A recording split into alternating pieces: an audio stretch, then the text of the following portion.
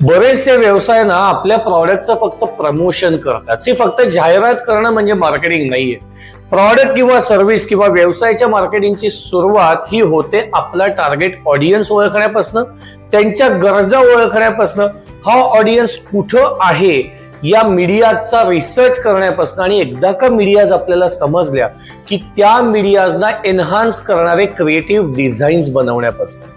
मग FM असेल तर इफेक्टिव्ह स्पॉट बनवा, न्यूजपेपर असेल तर इफेक्टिव्ह डिझाईन बनवा, जर का सोशल मीडिया असेल तर इफेक्टिव्ह व्हिडिओ कंटेंट बनवा. थोडक्यात काय, जोपर्यंत तुम्ही तुमच्या टार्गेट ऑडियन्सला त्यांचा फायदा काय होणार आहे हे आपल्या प्रॉडक्ट किंवा सर्व्हिसेसच्या माध्यमातून सांगणार नाही, तोपर्यंत आपण फक्त जाहिरातीच करत राहू, आपला पैसा वाया घालवत राहू आणि इफेक्टिव्हली हेच म्हणत राहू की जाहिरात करून काही फायदा होत नसतो. लक्षात घ्या, जाहिरात करायची नाहीये, आपल्या प्रॉडक्टचं इफेक्टिव्ह मार्केटिंग करायचं.